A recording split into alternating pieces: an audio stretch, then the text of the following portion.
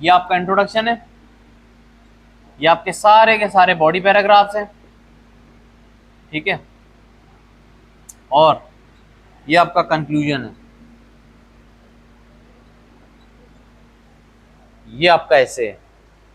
Shapes भी देखना जरा, मैं आपको शेप्स के बारे में समझाऊंगा, ये शेप्स क्या है क्या रही। इंट्रोडक्शन पे आते हैं, लेट्स स्टार्ट विद इंट्रोडक्शन, ठीक है। इंट्रोडक्शन के बारे में ये है कि इंट्रोडक्शन पहला पैराग्राफ है आपके ऐसे का, introduction first para of your ऐसे, ठीक है। पहली बात तो सबसे पहला पैराग्राफ जो होगा ना वो आपका इंट्रोडक्शन होगा। इतनी बात समझ आती है इंट्रोडक्शन के लफ्ज से ही, आपको इतनी बात समझ आ जानी चाहिए कि introduction is the first paragraph of your essay. Number 2, it is the summary of your essay. Number 2 चीज आपकी ये है कि ये पूरे ऐसे की समरी है। ये जो इंट्रोडक्शन है ना, आप ये समझे कि ये मिरर है, ये स्केलेटन है, ये एक मैप है जो आपके एग्जामिनर को बताएगा कि मैंने मिस्टर एग्जामिनर मैंने अपने ऐसे में जितना भी बड़ा लिखा हूं, 2000 लफ्ज, 3000 लफ्ज, 4000 लफ्ज, जितने भी मैं लिखूंगा उसमें बेसिकली मैं बातें क्या करने वाला हूं, मेरी समरी क्या है, मेरा स्टांस क्या होगा, माय स्टांस, वो बेसिकली योर इंट्रोडक्शन में आप लिखते हो। आपका अपना स्टांस, ऐसे में क्या लिखने वाले हो, आपकी अंडरस्टैंडिंग क्या है, ये आपके इंट्रोडक्शन का बेसिकली इतना सा मैं आपको खुलासा बता रहा हूँ। दूसरी चीज, इट शुड बी बिटवीन इतने लफ्ज, बस 150 से 200 लफ्जों के तकरीबन दरमियान ये आपका इंट्रोडक्शन होना चाहिए। इसका मतलब it's a pretty long paragraph, ठीक है, क्योंकि जो 8 या 9 होंगे ना बेसिकली वो आपके 100 लफ्जों तक आपका बॉडी पैराग्राफ जाता है, उससे ज्यादा नहीं जाता। इसमें 50 से 100 लफ्ज ज्यादा हो सकते हैं डिपेंडिंग ऑन आप कितना लिख रहे हो अपने ऐसे में, ठीक है। नंबर 3,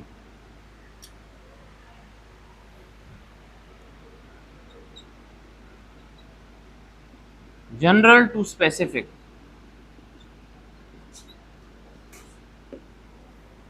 ये शेप देखें ना, ट्राइंगल उल्टा, ये देखें ये पिरामिड इस तरीके से नीचे जा रहा है, छोटा हो रहा है, इट्स गेटिंग स्मॉलर, यानी एज यू प्रोग्रेस ये स्पेसिफिक हो रहा है। कैसे? इंट्रोडक्शन को लिखने का स्ट्रक्चर बता रहा हूं अभी, स्ट्रक्चर पहले देखना है, what is the structure. Introduction का स्ट्रक्चर है आपके, ये चीजें आप लोग लिख लें, फिर मैं आपको स्ट्रक्चर यहां से डायरेक्ट बता रहा हूं। ये चीजें लिख लें यार फौरन से, इतनी बड़ी चीजें नहीं जो मैंने अभी तक आपको बताई हैं। पहला पैराग्राफ है, स्केलेटन है, मैप है, आपका अपना स्टांस बताएगा ये, ठीक है।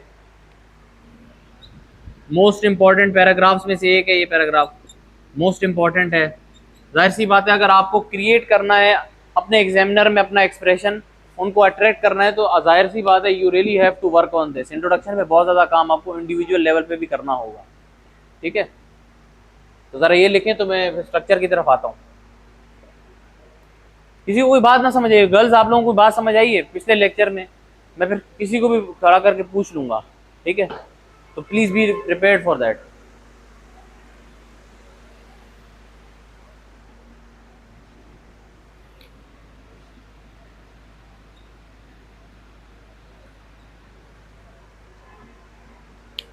जी,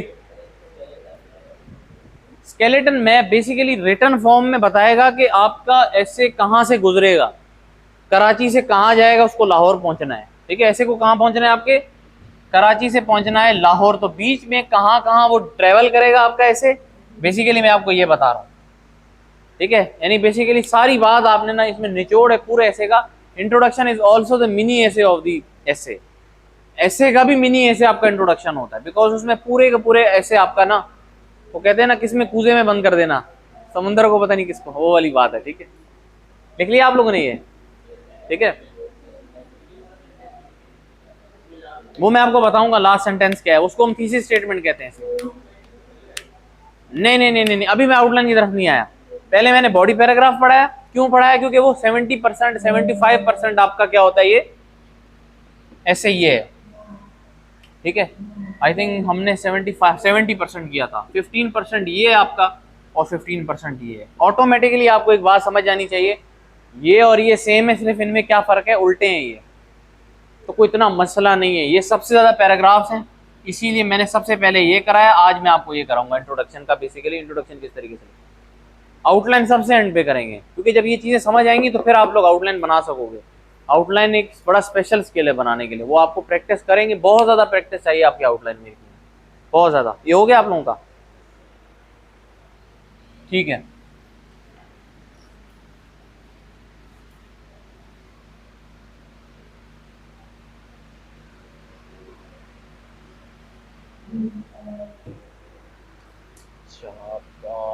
एक ऐसे है, हम करते हैं करप्शन इन पाकिस्तान, ये एक पास पेपर का ऐसे भी है, मैं जो आपको आज इसकी आउटलाइन करा रहा हूँ। करप्शन इन पाकिस्तान, कॉजेज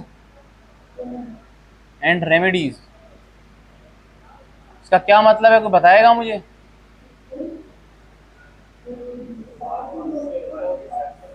वो कह रहे हैं भाई पहले तो बताओ करप्शन क्या है पाकिस्तान में, नंबर 1 चीज।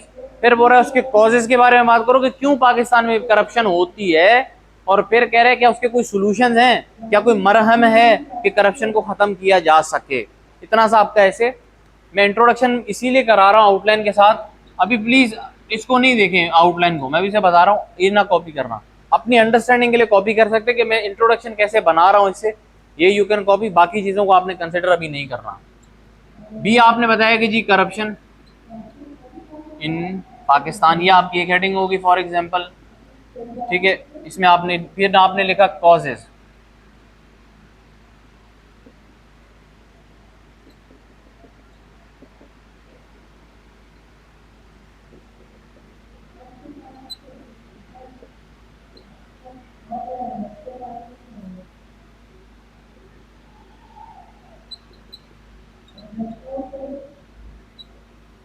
ठीक है।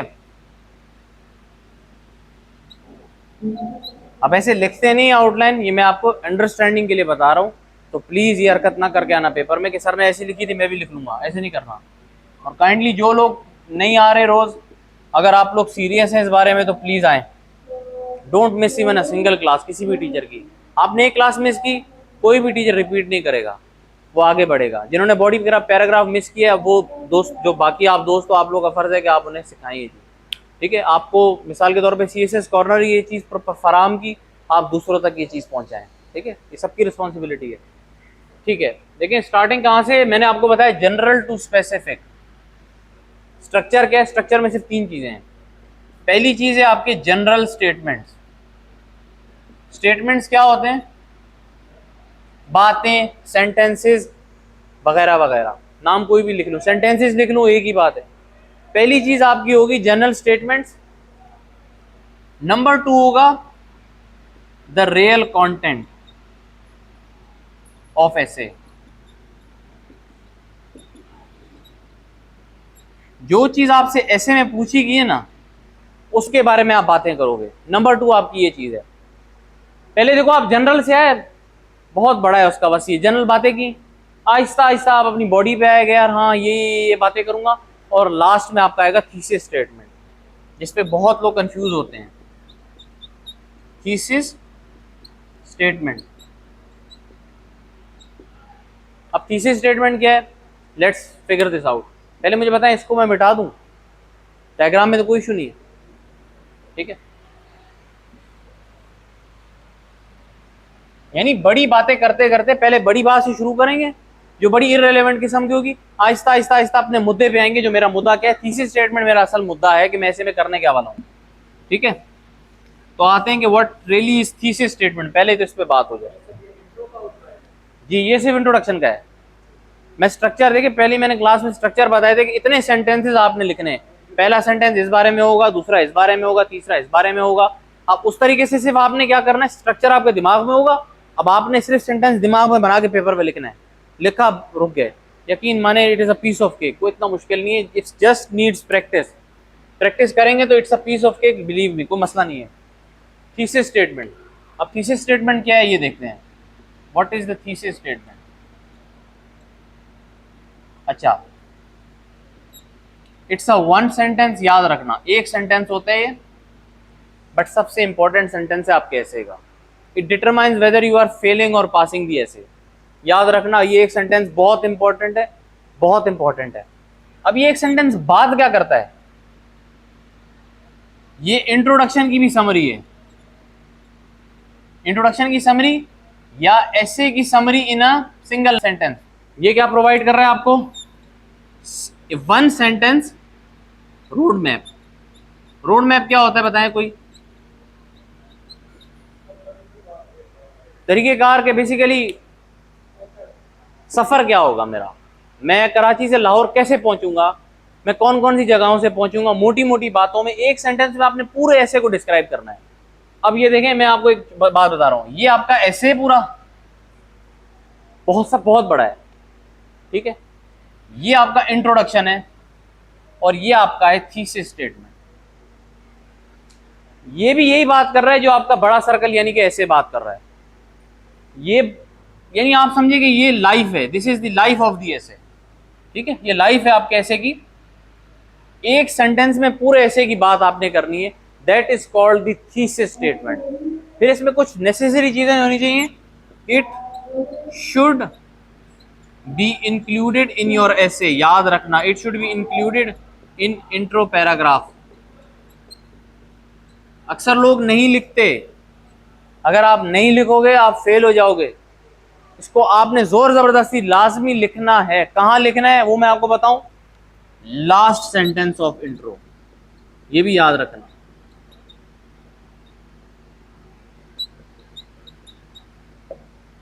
यहां तक किसी को बात ना समझ आई हो तो प्लीज बताएं। अभी मैंने आपको बताया कि थीसिस स्टेटमेंट किसी को समझ ना आया हो,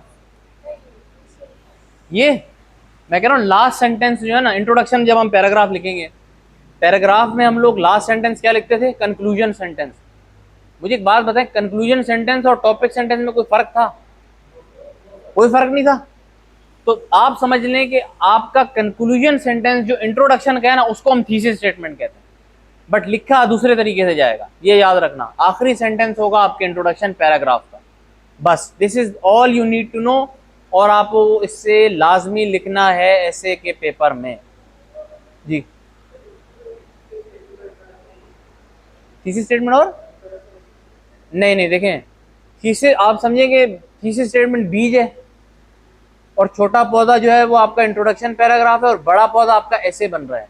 यानी कि थीसिस स्टेटमेंट से आपके निकल रहे हैं सारा का सारा ऐसे निकल रहा है, एक सेंटेंस से आपका पूरा का पूरा ऐसे निकलेगा। ठीक है, हम देखेंगे, आप लोग इंशाल्लाह इसको कर भी लेंगे। ठीक है, thesis statement is the most vital part of the introduction as well as the essay. Last sentence of introduction, यहां तक किसी को कोई कंफ्यूजन तो नहीं हुई? ये तीन चीजें लिख लें, मैं भी मिटा रहा हूं इसको, कि पहले स्टेटमेंट्स होंगे जनरल किस्म के, उसके बाद होगा रियल कंटेंट, और नंबर 3 पे लास्ट में आपने थीसिस स्टेटमेंट लिखना है। एक एक चीज को हम अभी इंडिविजुअली जो है ना डिस्कस करते हैं।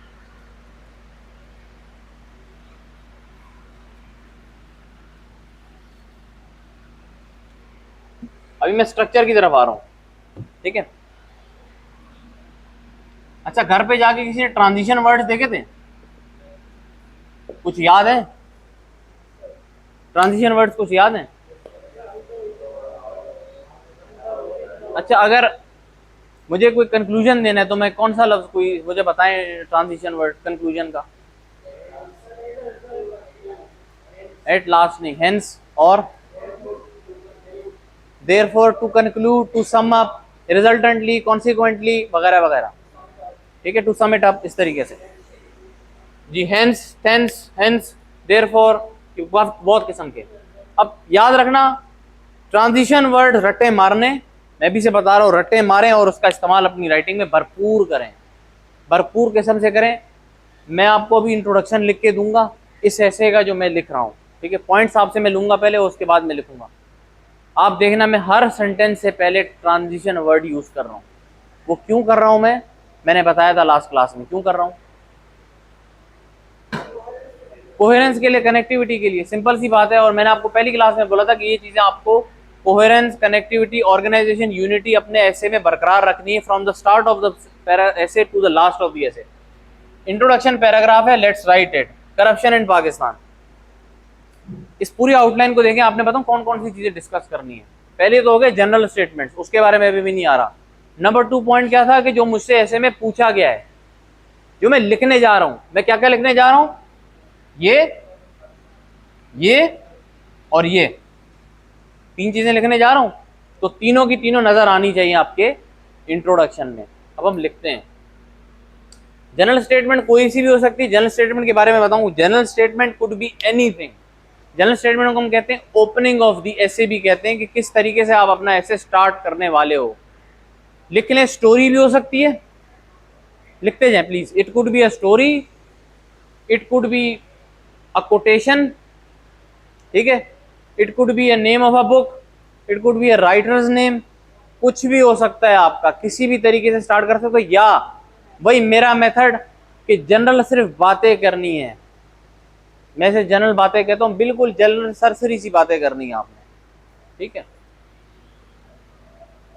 तो जनरल स्टेटमेंट्स लिखते हैं कि सबसे, आप सोचिए सबसे सिंपल सेंटेंस क्या होना चाहिए, कोई भी सबसे सस्ती तरीन बात कर दें आप लोग मुझे करप्शन के बारे में, कोई बताएगा?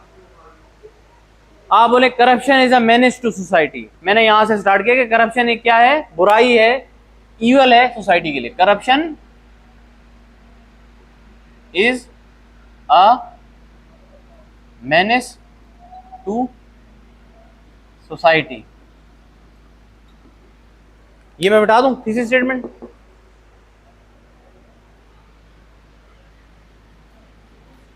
ठीक है,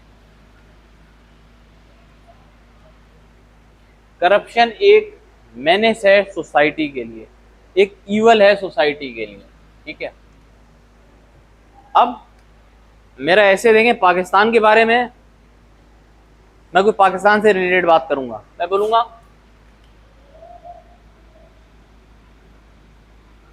Pakistan today faces many challenges due to corruption।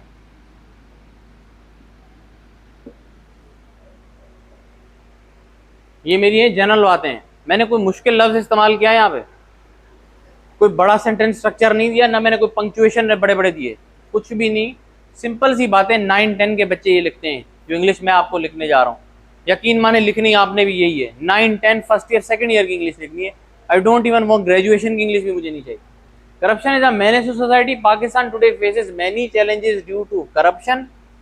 आगे चलते हैं।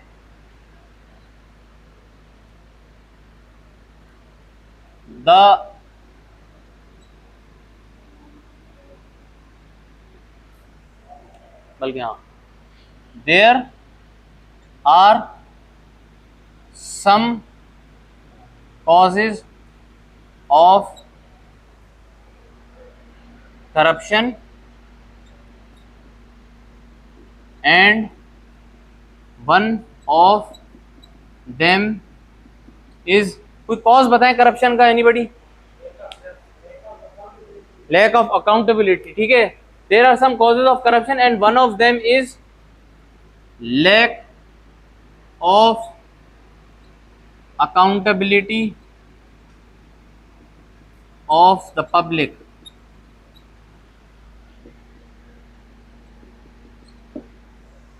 मेरा पहला पार्ट जो पहला था, अब मैं आपकी समझाने के लिए कर रहा हूं कि ये पहला पार्ट था ना मेरा जनरल स्टेटमेंट, वो ये था 2 सेंटेंसेस पे मबनी।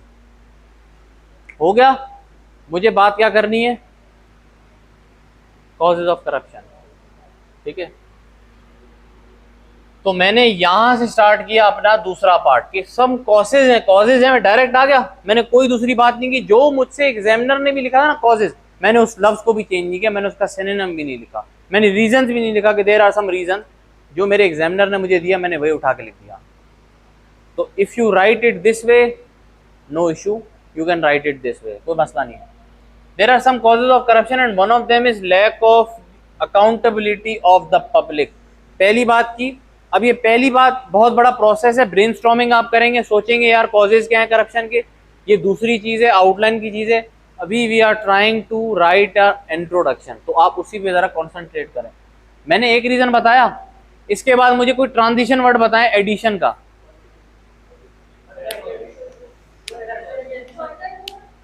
चलें सिंपल यूज करते हैं, फर्दर मोर, मोर ओवर करते हैं। लिखा more over.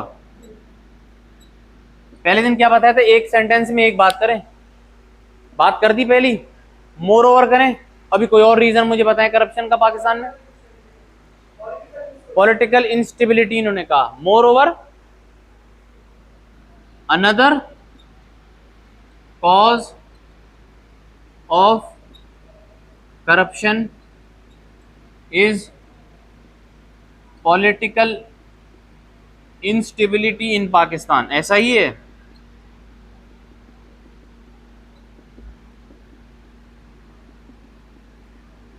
Full stop, I stop there. पहली बात की full stop, simple sentences write करें।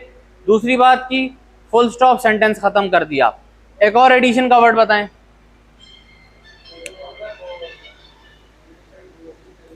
जी।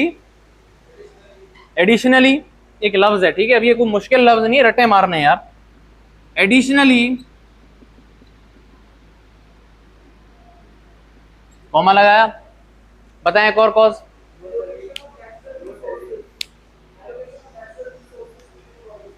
ठीक है, और कोई? लो सैलरीज और नेपोटिज्म, फेवरेटिज्म। ठीक है, additionally another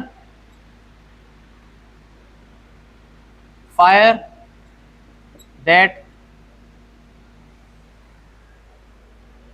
persuades corruption is nepotism in institutions।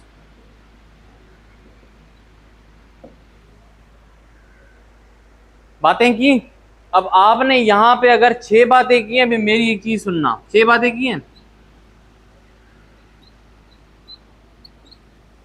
तो इनमें से कोई से भी 3 आपने लिखने हैं। किसमें? इंट्रोडक्शन में। कितने? कोई से भी 3 हो। 145 भी हो सकता है, 632 भी हो सकता है, 135 भी हो सकता है, इट कुड बी एनीथिंग। तो इसमें आपने घबराना नहीं है, ठीक है। आपने कोई से भी 3 पहले किधर लिख लिए? अपने इंट्रोडक्शन में ऐड कर लिए। मैंने 3 कॉजेज लिख दिए, अकाउंटेबिलिटी, पॉलिटिकल इंस्टेबिलिटी, और तीसरी है कि भाई नेपोटिज्म बहुत ज्यादा है इंस्टीट्यूशंस में। मैं पॉइंट्स आपसे ही ले रहा हूं क्योंकि मैं चाहता हूं आप ब्रेनस्टॉर्मिंग करें, और सारे आपके पॉइंट्स बिल्कुल ठीक है, कोई गलत नहीं है। यही चीजें हैं कॉजेज है करप्शन की। अब मैं आ रहा हूं रेमेडीज की तरफ। अब मैं जंप मार रहा हूं। क्या मार रहा हूं? कॉजेज से यहां पे क्या कर रहा हूं? जंप मार रहा हूं। इसे हम ट्रांजिशन भी कहते हैं। शिफ्ट कर रहा हूं मैं किसी चीज को। तो जब शिफ्ट करते हैं तो शिफ्ट करने के ट्रांजिशन वर्ड्स किसी को पता है? However, on the other hand, whereas, ठीक है, नंदलेस, एक्स वाई जेड, ये सारे लफ्ज हैं। आपने बोला हाउएवर, अभी ये देखें ये सेंटेंस क्या होगा। आपने बोला हाउएवर, इस्तेमाल कर लिया। हाउएवर दिस evil इज कॉन्करेबल, यानी कि इसे हराया जा सकता है विद प्रैक्टिकल मेजर्स।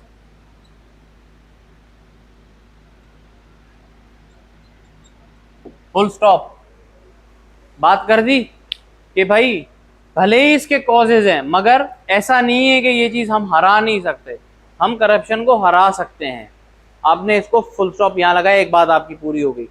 अब ये 6 पॉइंट्स हैं, इनमें से मैं कोई सी भी 3 आपसे पूछूंगा, मुझे आप बताना शुरू करें। एक बताएं कोई जरा रेमेडी। कह रहे हैं स्ट्रिक्ट लॉ एनफोर्समेंट, ठीक है, तो आप बोलेंगे। अब फिर से आप क्या करेंगे? ये देख रहे हैं, क्या बोलोगे आप? रिपीट करो। One of them, one of the solutions, one of the solutions to curb. अब कर्ब किसी को इसका मतलब पता है या नहीं पता? इजी है ना, कोई मुश्किल लफ्ज तो नहीं है। खत्म बात। One of the solutions to curb corruption is strengthening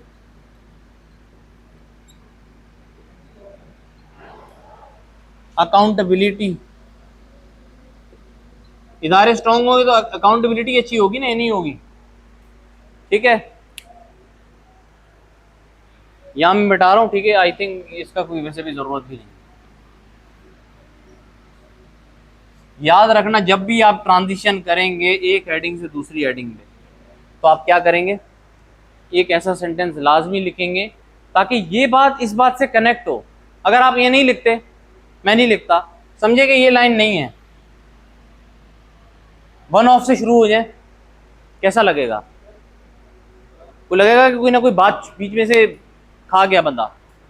तो that is why this thing is required. और इसीलिए मैं आपको स्ट्रक्चर समझा रहा हूं कि आप जब भी आज से कोशिश करें तो आप अपनी राइटिंग को इस तरीके से लिखें ताकि आपकी इंट्रोडक्शन की प्रैक्टिस होती रहे, you keep getting better at it. One of the solutions to curb corruption is strengthening accountability. Number 2 मुझे रीजन बताएं।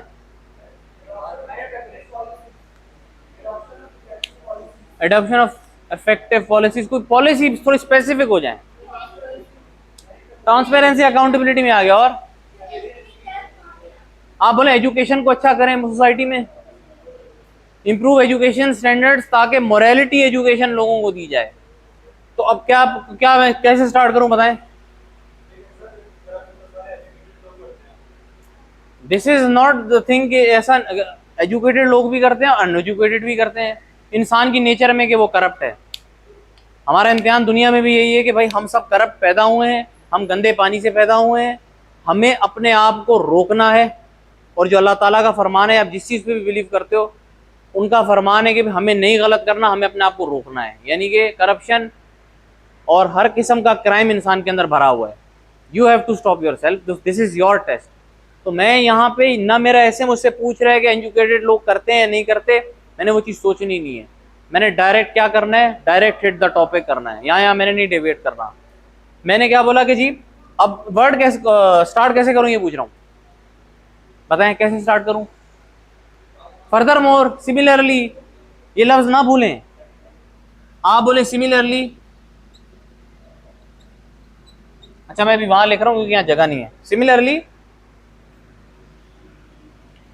It can be controlled through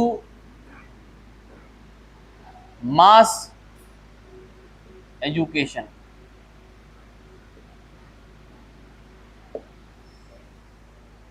एक और बात हो गई, फुल स्टॉप। दो बातें नहीं की हर सेंटेंस में। मेरा कोई सेंटेंस ऐसा नहीं है जिसमें दो बातें क्यों, सिवाय इस वाले के। इसको भी आप तोड़ सकते हैं। कैसे तोड़ सकते हैं बता रहा हूं आपको। आप लिखो there are some causes of corruption, full stop लगा दो।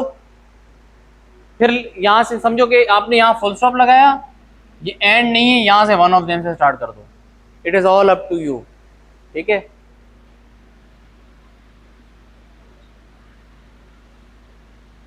और यकीन माने एक सेंटेंस में एक बात करेंगे ना, तो यकीन माने कभी भी कोई ग्रामर का इशू नहीं आएगा, कभी भी कोई ग्रामर का इशू नहीं आएगा।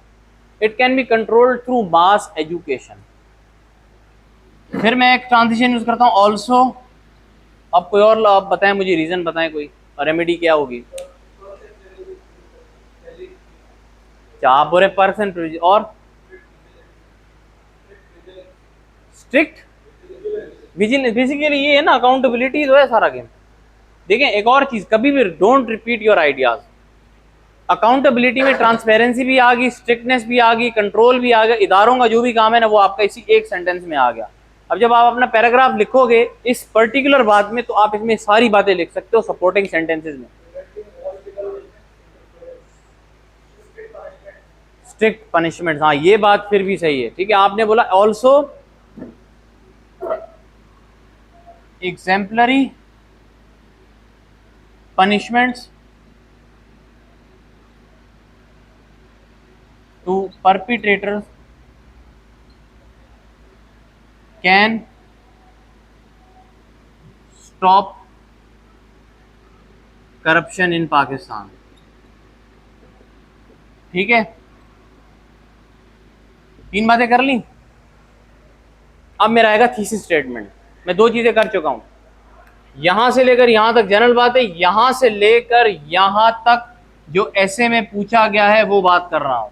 विद कनेक्टिविटी कहीं पे भी आपको कनेक्शन टूटा हुआ नहीं नजर आ रहा और ना कहीं कोई ग्रामर मिस्टेक है। Non commission of conviction rates कम है तो वही है कि पनिशमेंट्स बेसिकली उनको मिलेंगी, एग्जाम्पल बनेंगे तो रुक सकती है। अब मैं आ रहा हूं थीसिस स्टेटमेंट की तरफ। मैंने क्या बोला था, थीसिस स्टेटमेंट क्या होगा, एक सेंटेंस होगा। अब मैं लास्ट सेंटेंस लिखने जा रहा हूं, एक सेंटेंस होगा और मेरा ये जो सारी बातें ना इनको कवर करेगा। तो कैसे करेगा कवर, तो सेंटेंस ऐसा बताएं मुझे, एक सेंटेंस जो ये सारी बातें इसमें हों, क्या बताएंगे? सोचें जरा, थोड़ा सोचें, क्या लिखेंगे? एक सेंटेंस बताएं जो सारे के सारे पैराग्राफ को समराइज कर दे। One sentence. जबान, जबान का है नहीं है, अभी बता रहा हूं। थीसिस स्टेटमेंट को क्या लिखना है, सिंपल लिखना है। मैंने क्या बताया, 9-10 वाली इंग्लिश लिखनी है। मैं 9-10 वाली इंग्लिश लिखूंगा, जोर से जोर से।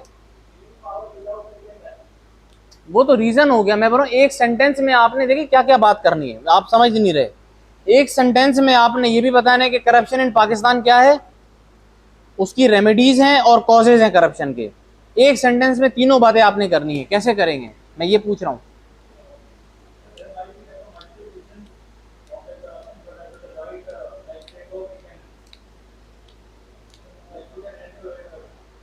इनकी बात समझ आए, इन्होंने क्या बोला कि भाई हालांकि बहुत से रीजंस हैं कॉजेज ऑफ करप्शन के, मगर राइट स्ट्रेटजीज के साथ करप्शन खत्म कर सकते हैं और आपने यही बात करनी है।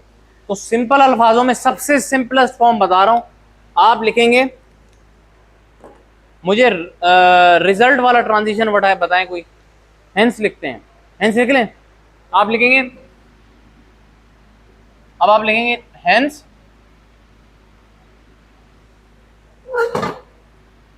दिस essay shall या will explore corruption in Pakistan,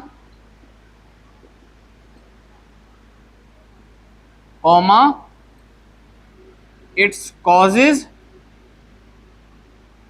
and effective remedies to control it।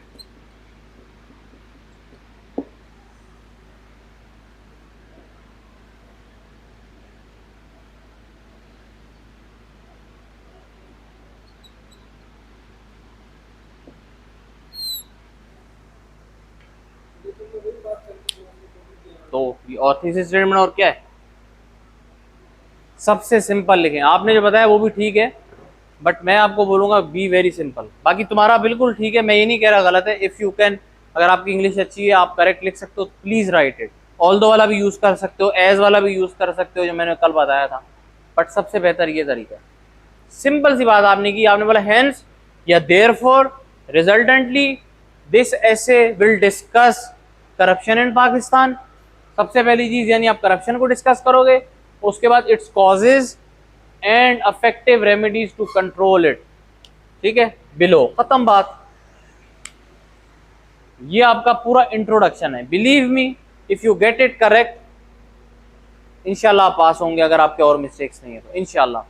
अब आप देखें मैंने कितना ये इस्तेमाल किया है, यहां पे भी किया,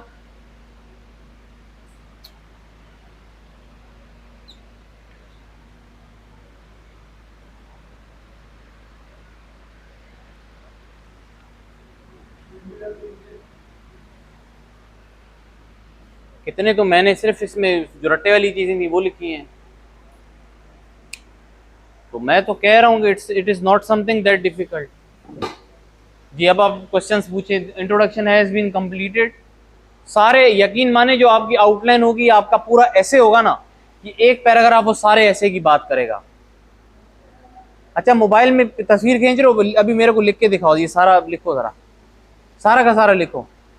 मोबाइल न इस्तेमाल करें, मैं ये बोलूँगा, बाकी it's up to you guys, भले इस्तेमाल करें मगर जितनी राइटिंग प्रैक्टिस करेंगे उतना अच्छा है। हम लोगों को राइटिंग की आदत नहीं और हम बहुत कोफ्त खाते हैं। ये एग्जाम है ही राइटिंग का। अगर आपकी राइटिंग नहीं होगी, आप नहीं करोगे, आपका स्टेमिना नहीं बना हुआ ना, तो आप कैसे 12 पेपर 6 दिन में दोगे, मुझे तो समझ नहीं आती। वर्ड लिमिट आपकी होती है 2500 से 3000 लफ्ज होती है। लिख सकते हो इतना? कभी भी नहीं लिख सकते। एक और चीज, इसमें दो चीजें इंक्लूडेड है, आपका ऐसे और आपकी आउटलाइन, ये लिमिट इसके साथ है। और दूसरी चीज, आप जो स्टैंडर्ड लिमिट है वो इतनी है, इससे ज्यादा लफ्ज लिख ही नहीं सकते 3 घंटों में। तो याद रखना, अगर इतने लिखोगे तो ये मत कहना कि यार मैं तो फेल हो जाऊंगा। दिस इज द लिमिट, 1500 से कम नहीं होनी चाहिए, और 1800 से ज्यादा भले हो जाए कोई मसला नहीं, 1800 से 3000 तक चले जाओ, कम नहीं होना, ये याद रखना, ठीक है। और कोशिश हमारी ये होनी चाहिए सबकी कि टाइम मैनेजमेंट हो। What is time management? कि मेरा पेपर पूरा टाइम पे खत्म हो, बस इससे ज्यादा और कुछ भी नहीं है। अगर आपका पेपर टाइम पे खत्म नहीं है, आपकी इंग्लिश बहुत अच्छी है, सब कुछ आपने अच्छा किया, फिर भी आप फेल हो गए, क्योंकि पेपर ये है, टाइम मैनेजमेंट का पेपर है। It's a paper about stress, your analytical abilities. अगर आप स्ट्रेस में पड़ गए हो ना कि आप पूरा ऐसे नहीं कर पाए, आपकी मैनेजमेंट नहीं है, तो आज तो पेपर लिख रहे हो, कल को अगर किसी बड़े डिस्ट्रिक्ट में कोई कैटास्ट्रॉफी हो जाती है, कोई हमले हो जाते हैं, पता नहीं क्या से क्या, तो इतनी ज़्यादा चीज़ें आप कैसे संभालोगे? आप तो नंब हो जाओगे। इसीलिए इट्स टाइम मैनेजमेंट का टेस्ट है, आपके सारे पेपर आपके टाइम मैनेजमेंट का टेस्ट है। ये टेस्ट नहीं है कि लिखना कितना ज़्यादा है, टेस्ट है मैनेजमेंट का। तो याद रखें, मैनेजमेंट लेके चलें इसको, ये आपकी वो खसूसियत आपसे बेसिकली वो लोग मांग रहे होते हैं। नो हेडिंग्स इन ऐसे, नो हेडिंग्स कहीं पे भी कोई। और देखें, ये एक सिंगल पैराग्राफ है, never leave a line, her sentence से पहले बाद में नेवर लीव अ लाइन या स्पेस नहीं लीव करते, नॉट अलाउड। दूसरी चीज, नो हेडिंग्स।